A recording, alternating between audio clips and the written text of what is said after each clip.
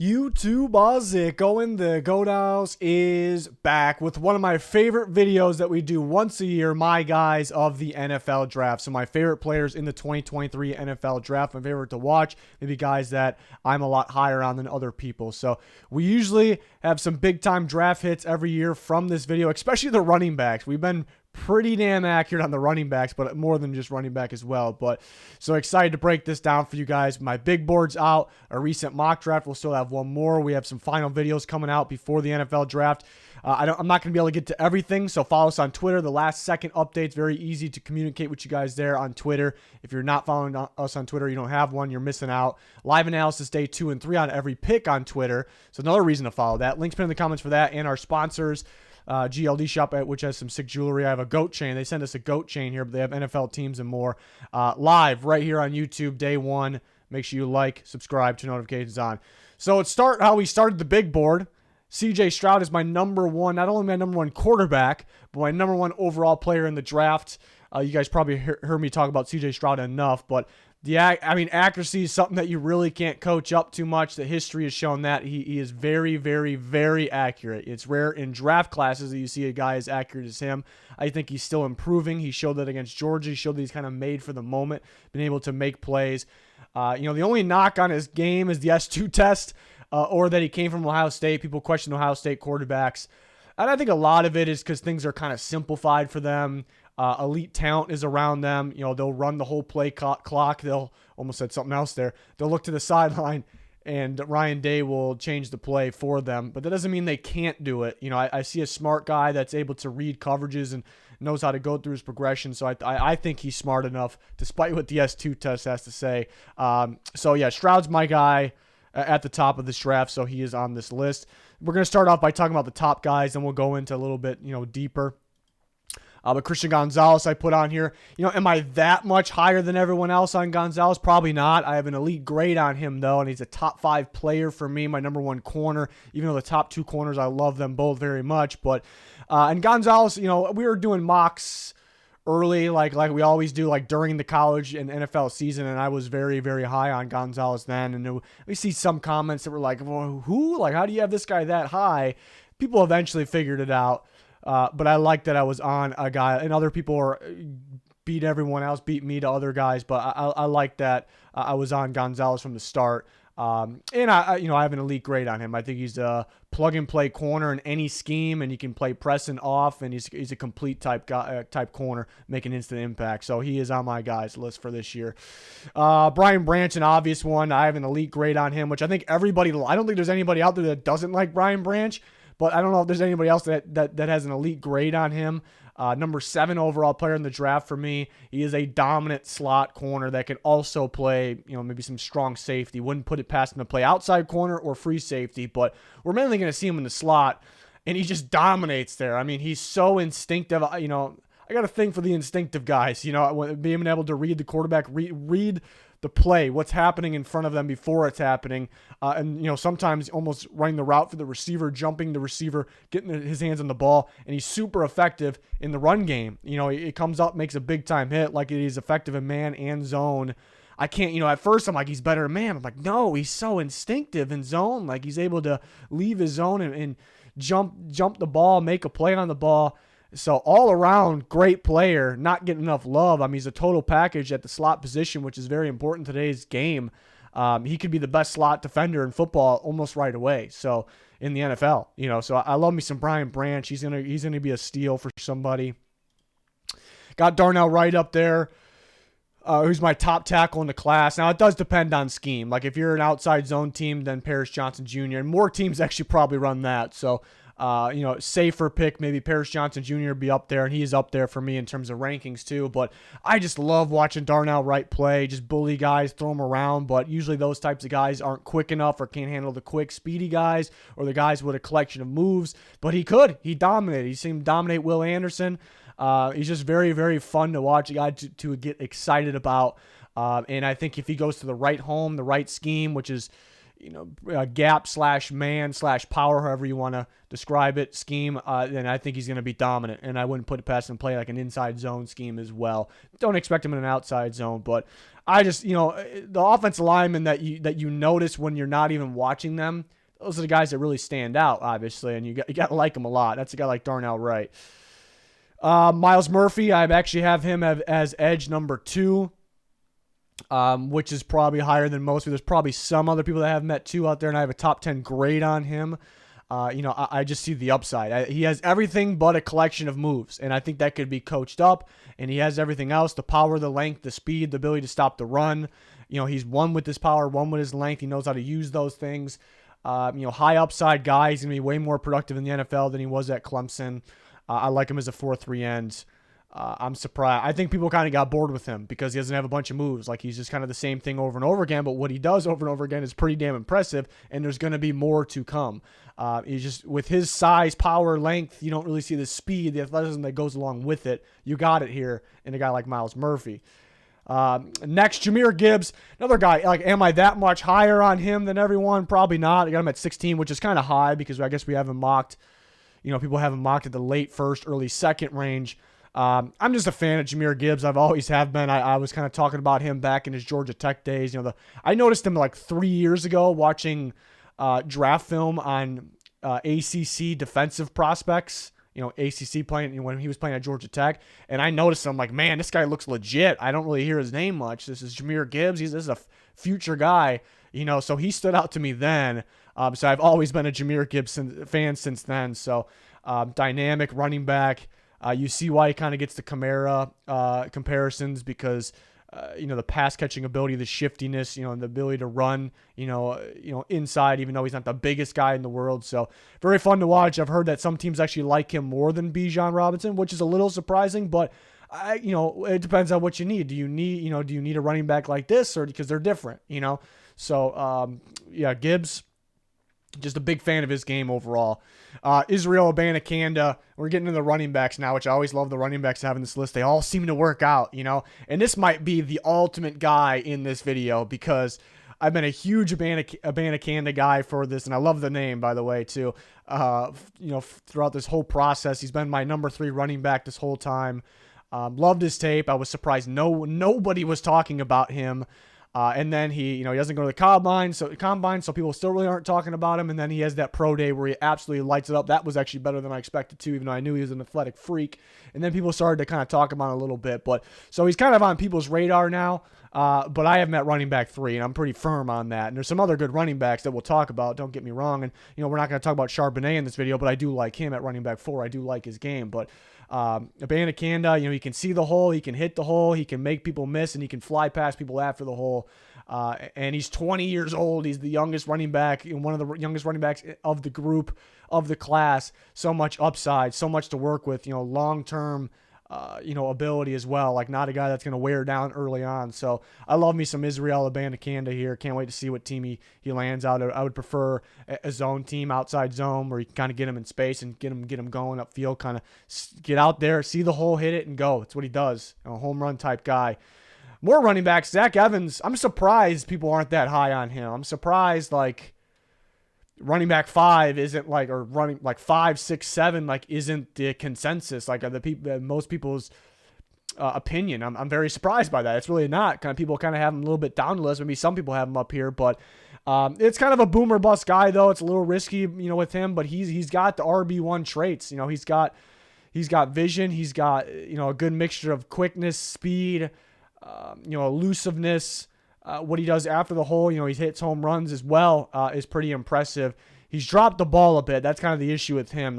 With his build and his play style, he should be better in the passing game, as a pass catcher, and he's not right now. So that is the tricky part, but he just seems like a running back 1 when you kind of put everything together there with him.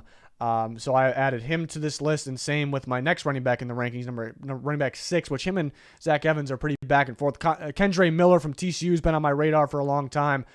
really showed out during this year. And actually, coincidence, Zach Evans was TCU's running back, went to Ole Miss. Miller ended up being TCU's running back. But it seems like an every down back. He's the other young running back of the class. Talk about Abanikanda and Miller. They're only 20 years old, so a lot of upside. He's already got that build, which is great to work with. And he's got solid play as well, solid vision, solid balance, could break some tackles. And he's somewhat of a home run hitter, too, once he gets out in space. Actually moves faster than people give him credit for. It was impressive in that Michigan game, even though he had an early exit because of an injury. But very much impressed with Kendra Miller. I'm surprised he's not ranked closer to top 5 a little bit more. I think he could be a starting running back pretty early on. And another one, Eric Gray, running back 8. Maybe people were in that range as well. I just love watching him play. I mean, the cuts are ridiculous. The jukes are very, very impressive. Can catch the ball out of the backfield, downfield as well. He's kind of been on my radar since the Tennessee days. And I got a few Tennessee guys in this list. And then I noticed I have 2 Oklahoma Sooners on this list. And both Oklahoma Sooners used to play for Tennessee. Here's one of them with Eric Gray. So that was weird. But yeah, just super fun to watch. I think people kind of look at him being an older running back, maybe. And he's bounced around Tennessee to Oklahoma. And then they look at last year, Lincoln Riley surprisingly didn't really play him at all. So what's the deal there? They played Kennedy Brooks over him, which I think Gray's a lot better. And he's a little older, and then he ran like in the 4.6s in his 40s, so people were probably down on him because of that. But when I watch him play, in game, there's a lot to his game. Like, he's a lot faster in game, and he can be involved in every category. So just an exciting player, a fun one to watch here.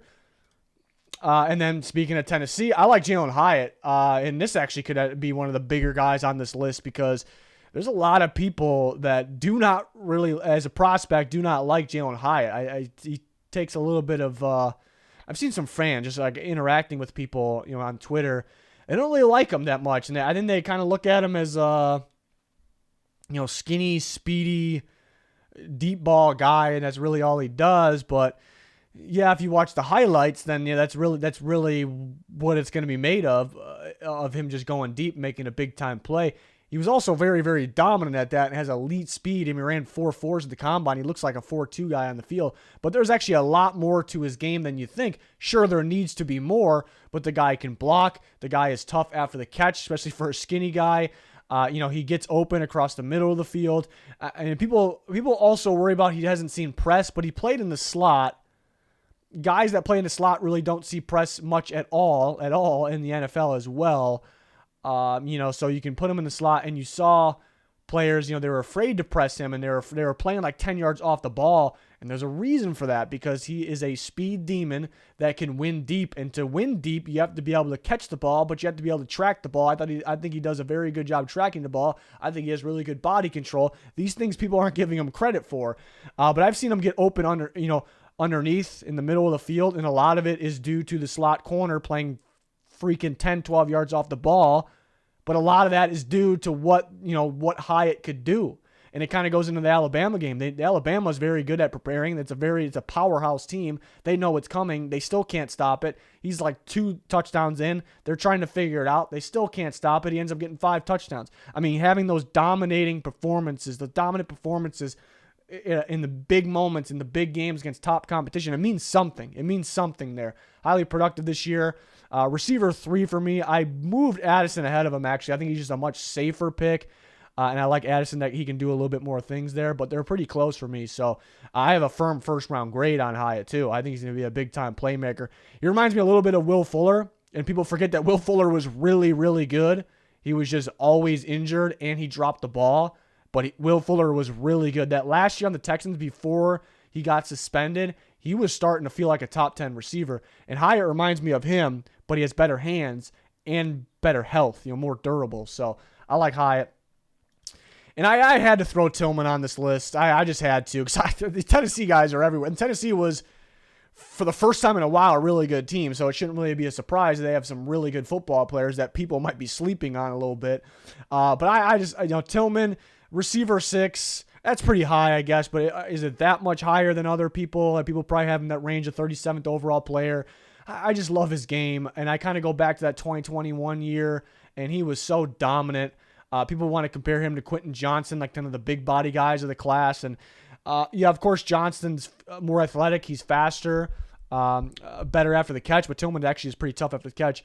But Tillman's actually, a better contested catcher than him. And you compare the 2021 season where he was fully healthy versus Johnston's this year, I'd side with Tillman a little bit there. So, and I think he's your traditional your old school X receiver that used to be, the most dominant players on offense, besides quarterback. Your Julio, not these gonna be Julio Jones, but your Julio Jones, like those types of X receivers that, the best receivers today are kind of the shifty separators, but I mean, those big time X receivers, those legit big body X receivers, they're still something. They still mean something out there. So I think people are kind of sleeping on that type a little bit. So I do like me some Tillman. So I had to throw him in there too. Was thinking about it too because am I that much higher? Because people are starting to kind of get high on him, but. Yeah, I would actually be okay with him late round 1. So I like him. I like the guy. Josh Downs, I'd be okay with him late round 1 too, which really isn't getting much talk. I think people have Zay Flowers way ahead of Josh Downs, where I'm pretty much like they're about the same, and they're both probably going to play slot receiver in the NFL. Who was a better slot receiver? Josh Downs was a better slot receiver. Who's actually a better contested catcher? I think Josh Downs is a better contested catcher. They're both speedy. They can get separation. The footwork is very impressive from Downs. I mean, he's like 5'9", so that's why people don't like him, but he's very, very good. I have him at receiver number 4, which is pretty damn high. Just a big playability type guy, freak athletes. Super fun to watch. Another receiver, Jonathan Mingo, which at this point, people are probably in the same boat with me. It's another one of those guys that were, some people are higher on guys first, and, sometimes I'm higher on guys first, but I like when that happens, for me. Like, I jumped on the Mingo train pretty early. And people kind of probably wrote him off, or not wrote him off, but had him lower because of his production. But you kind of see through the production, see more from him. And I was mocking a very early second round. And it's another one where I see the comments where people are like, yeah, really? Yeah, I don't think he's a second rounder. And you have him early in the second round. So now everyone's pretty much in the same boat. So I was glad I jumped on that train pretty early there. But, main reason he's on here is because you kind of just respect his game. He does a bit of everything. He does the dirty work. I mean, Ole Miss would line him up almost like a tight end at times just for him to block. There'd be plays for him just to block because, he's better at blocking than their tight ends that they had, or maybe some of their offensive linemen, having to block some faster guys. But he can catch. He can run routes. He's big, athletic. He can play in the slot, play outside. So you can just respect that game, the versatility at the position. And that's why he's on the list. Then Keeshan Booty from LSU, which was a big-name player 2 years ago. Last year, maybe some disagreement with Brian Kelly, or, maybe some, off the field, nothing major, but concerns or locker room, maybe, whatever it may be. And he was a little underwhelming, I suppose. And then he had a very poor combine, and the people were kind of writing him off and kind of having him way down their list. And, I've seen people say, is this guy going to get drafted? To me, that's crazy, because we cannot forget this guy is super, super talented. He can play the slot and he play outside, but I just like him as a slot receiver, and he's got really good footwork, and that also can play outside, but he's got really good footwork, and he can get that separation. He can get open, and he is dynamic after the catch. So I actually think, could this be a safer pick? I think what you're going to get with him, and he's very, very young, the youngest of the group as well. He was a 5-star guy for a reason, and he seems to show up in big-time moments and make big-time plays. So I'm surprised people don't have him in the top 10 of their receiver rankings. That's where I got him. I got him at 9. I wouldn't be against him in the late second. I definitely don't think he's going to go there, but I wouldn't be against it there. So I think he's going to be a guy that gets separation and does some damage after the catch, big playability. People are sleeping on him. Here's the other Oklahoma guy that I got that also, both Oklahoma guys used to be Tennessee Volunteers, and I have 3 Tennessee Volunteers in this list. Apparently a huge Tennessee guy, but I'm actually a Notre Dame guy. But, Wanya Moore, surprised he's not being talked about enough. I kind of had to bounce around tackle 6 and 7. I have him at 7 right now.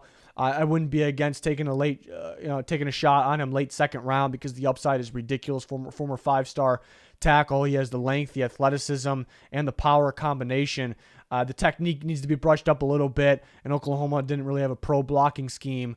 But you can see the upside. He's going to be raw right away, but these NFL offensive line coaches are going to love to work with this kid. He's an upside guy. He's got a ton of course, you can call him a boomer bust guy, but he's got a ton of upside here. And then the other tackle that I'm very high on, And I bumped up to tackle. I had the whole time I had Carter and Wanya Moore at 6 and 7, but Warren is definitely going to be better right away. And what's to say he's not going to be better long term as well. So I bumped him up to 6.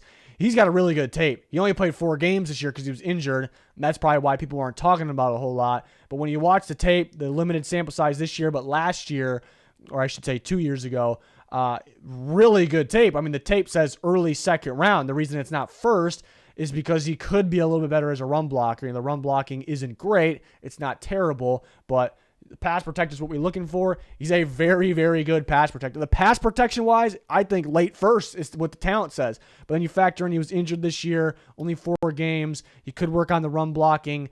And he's a little bit older, on the older side, 24 years old. But the tape don't lie. He's really, really good. I would take, I'm with a firm second-round grade on him. I'd take him in the second round. My tackle 6, and the top 5 are like the big name guys. Everybody knows who they are. What about the guys after that? I got Carter Warren from Pittsburgh. So we actually have 2 Pittsburgh guys that I'm extremely high on. The top tier guys of my guys list. 2 Pittsburgh guys. So yeah, showing some love to Pittsburgh, Tennessee, Oklahoma, teams like that. So like to see it.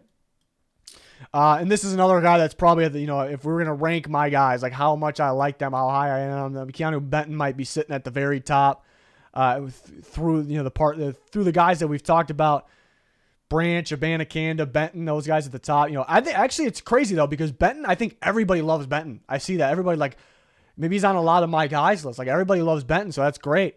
I have him as defensive tackle number 2, and I would take him in the first round. He's a first-round player. He played nose tackle mainly for Wisconsin, where he felt like a D tackle, more over the guard. And they moved him there this year, and he played a little bit there before. But this year it was like 52% snaps D tackle, the rest at nose tackle. So I just think he's a really good D tackle, and he's only getting going. The way he wins. Beats guards, in the passing game, getting after the quarterback, the way he stops the run, he'll just throw guards out of the way, get in the backfield and beat up the ball carrier. So he's super flashy too. And he was incredible at the Senior Bowl in those one-on-ones, wherever you aligned him. He was just a bully. He was winning there was some foot quickness he was winning with. He was winning with like a bull rush. It's just pure power, moving guys out of the way. Just very, very impressive there as well. And the tape is very impressive. So, I think he's like today's style defensive. I mean, I talked about it in the D tackle video too. A lot of these D tackles in the NFL that are dominant right now, they all like used to be nose tackles. They were all nose tackles, and they were like, teams were like, there's a little bit more to this guy's game. Let's start playing him at nose tackle or D tackle a little bit more. Looking at, the Daron Paynes, the Dexter Lawrences, guys that Daron Payne just got paid. Dexter Lawrence is about to. Guys like that, is he going to be as good as them? Maybe not, but there's some similarities there I see. So I'm a huge Keanu Benton guy. I don't think he's going to go in the first round. I think he should. I'm my 29th overall player in the draft, so pretty damn high on him. Will McDonald, I actually have his edge 4 and 22 overall player in the draft. People are kind of split on him. There are other people that probably have him around that 22, somewhat around that range where they would, consider him in the first round. Some people kind of have a second round grade on him, maybe because they think he's too thin, or maybe, he's a little bit on the older side compared to the other edge guys. He's not old at all, but is he 23, going to be 24? I'm not worried about that at all. But, people seem to be pretty split on him, but I like him. I actually have him at edge 4. I actually have him ahead of Nolan Smith and Lucas Van Ness. That's kind of the surprising things, I guess, compared to other people's rankings. But Will McDonald's a stud. I mean, he weighs like 238, 239. He plays way stronger than that, and that is due to kind of him playing out of position, where Iowa State would have a 3-man rush, and he would play over the tackle, sometimes inside the tackle, and he showed his power there, that he's stronger than his size, and he was very, very productive there. I mean, he's a super productive guy throughout his career. Sometimes they would line him up standing up outside the tackle where he belongs because of his speed and because of his elite length. He has elite length, and because of his pass rushing skills. That's where he belongs, and when he was lined up there, he was pretty damn dominant. And remember, that wasn't as much of a sample size as some of these other guys, lining up there like they should be. So he's probably going to go to a 3-4 team, and he's probably going to be a stand-up outside linebacker as an edge rusher, and he's going to be productive. He's going to win with the speed and his length and that power where he's underrated that he has. And it's a bonus that you can move him around a bit. So I like Will McDonald as a firm first-round pick. Another pass rusher that I like, I have him ranked just behind Will McDonald at number 5, is B.J. Ojulari, which I also think is a first-round pick. I love his pass rush moves. Another LSU guy. There's 2 LSU guys on this list. I love the pass rush moves on the outside. That bend, that dip move, ghost move. Super impressive. It's the best of the class. It's the best of the class on that outside dip. And reminds me of Harold Landry a little bit, and I was very high on him too when he was coming out of Boston College. He can rush, from different spots too. I've seen him standing up, kind of just standing up, inside of whoever would be at edge rusher there, for LSU when they would do that. I've seen him drop in coverage pretty well. His big negative is he does struggle to get off blocks a lot, and that's mainly in the run game. Once the tackle's latched on, he struggles to get off, but tackles do get away with a little more holding in college than the NFL, believe it or not. So I love you some B.J. Ojulari, based on his upside and his pass rush moves and the way he finds ways to get to the quarterback. I also think there's a good balance of athleticism and power too. Next up, we got a lot of guys on this list. I got to throw Isaiah Foskey here. I'm a Notre Dame guy, but I like, that's not why Foskey's up here. He's just a big-time playmaker at the edge rush position. He's consistently got production. He broke Justin Tuck's record for career sacks at Notre Dame. That's pretty big. So he has the production. He has the athleticism. He has the size. He has the length, and he wins. He beats the tackle, obviously, and gets home, gets to the quarterback. So that should be enough to say right there. Of course, he needs to develop some more pass rush moves, and he's a little tight as well, and that's why people are a little lower on him. But he has room to grow. It's not like he's older. He could develop those pass rush moves. He can get better, but he already has the ways to win. He already, has the combination of athleticism, size, length, speed, which is athleticism. But I got him at edge 8, player number 45. I wouldn't be totally against it with him in the late first round. I do feel a little more comfortable early second, but it's kind of unheard of right now for him to go late 1. I'm just a big Foskey fan. Yeah, I could have thrown Mayer on here too. I get excited about the Notre Dame guys, but I didn't do it. Who is my tight end 1? Marte Mapu, first I ranked him very high in the linebacker list. I actually ranked him at 6. I actually bumped him up 1 spot to 5. He was more of a defensive back, actually, at Sacramento State. He was listed as safety, but he played in the slot. He also got some looks at linebacker. At the Senior Bowl, he got more looks at linebacker. He looked like a natural, looked really good. He knows how to get downhill, make big-time hits, and he can cover. He's pretty instinctive as well. People sleep on him because he's a small school guy. I kind of got ripped for ranking him ahead of Jack Campbell, but then all of a sudden everyone was like, the last week, people are raving about Mapu. Everyone's getting pumped about him. He's on everyone's my guys list. So, I'm glad that I saw something there, and he's on my guys list as well. So I actually have him. It's sort of a position change there, even though we got reps. So not only am I moving his position, but I'm ranking him at number 5, 71st overall player in the draft, which might be the highest you see him ranked. I'm not really sure, but it might be. And it's weird. The linebacker class isn't that good, but I got a few guys that I really like that I have on this list, but they're also guys that, a couple of them are, guys that are they linebacker. Marquise Overshown is definitely a linebacker, but he actually used to be a safety. I actually have him at linebacker 4, which is pretty high. I saw major improvements last year for him. Before it was like, all right, the safety, Texas sometimes moves guys around. The safety turned linebacker. They're going to use him for his athleticism. Is he going to be able to become anything special? Probably not. But last year, huge improvement at the linebacker spot. You see his athleticism. His range is ridiculous. He knows how to use the speed and the length. He can get downhill. That's where he improved, like getting downhill and becoming more physical, filling gaps, making big-time hits. He can cover. He has that safety background. So I saw him get a lot better. So that tells me his upside. He can continue to get better, and he, hasn't been playing the position that long. And I forgot that he can blitz really well. Sometimes they'd actually line him up off the edge. So to me, it's kind of a total package guy. He's a little on the thinner side. He could shed blocks a little bit better, but I see a lot of upside given the position change and him already showing improvement, and I see a lot to his game. So I like Overshown a lot. Surprised he's not getting talked about more. And another guy, again, the linebacker class isn't that great. So how do you have so many linebackers on, 3, I guess, on my guys list? Well, I guess a couple of them people aren't accounting for as linebackers, Mapu and Yasir Abdullah, which overall on my board, I like Yaya Diaby a little bit more, which they're different. I thought about putting him on this list, but am I that much higher than everyone else? Not really. But I am moving Abdullah from the edge rush position, to off-ball linebacker. I see a very good fit as a 4-3 outside linebacker that can cover. He actually had some moments dropping in coverage where he looked really good at Louisville. And this guy is a production machine. You know, they can use him in the blitz if they're playing him an off-ball linebacker. He's built more like an off-ball linebacker, so he can get production kind of in every category like he did at Louisville, even though it's a little bit different of a role. So yeah, and there's other people that have moved him to linebacker as well, but you know, they're a little not feeling as confident about it. Maybe they have him ranked towards like 10 to 12 range at that position.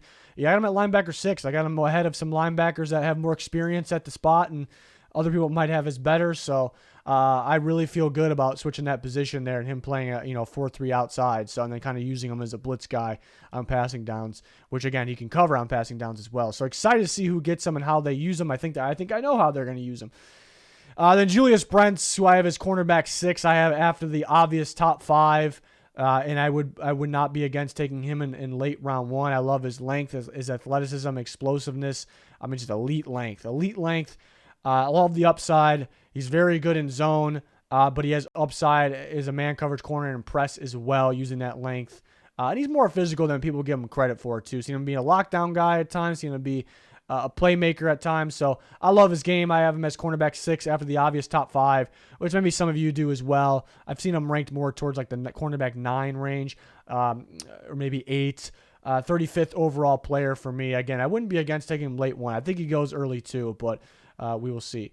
And then J.L. Skinner, I'm surprised I'm much higher on him than other people. I have him at number 2 safety. I think he can play strong. I think he can play free. He can kind of play in the box, manning up on tight. It's the kind of a guy that you want to man up on tight ends, but as well, because he's physical enough. He has elite length. He has range. To play more free safety, he does have to brush up on his angles a little bit. But this guy flies around the football field. He's really good in the run game. He makes big-time hits, big-time tackles.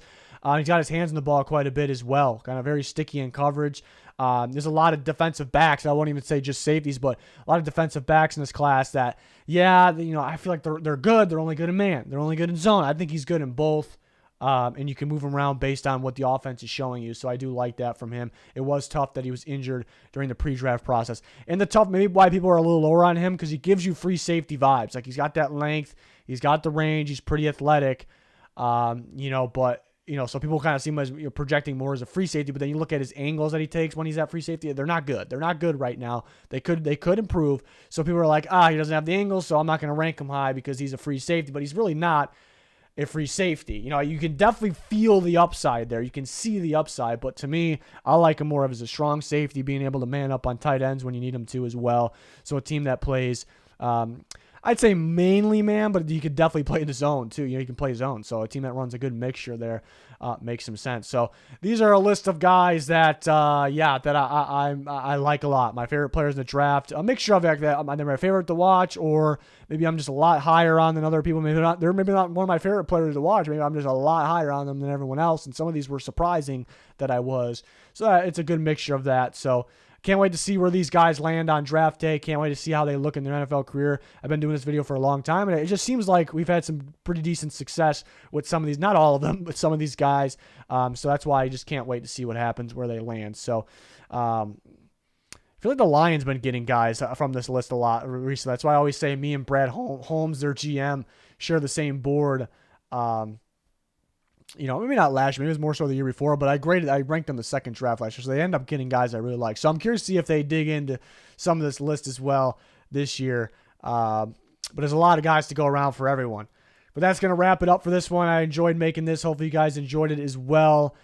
Please like, subscribe to notifications on. Full NFL coverage here. We got you covered for the draft, during the draft and after as well. We live during day 1. Make sure you follow that Twitter. That is very, very important. If you don't have a Twitter, make one. Links pinned in the comments for anything you're looking for. Thanks for watching. Goodbye.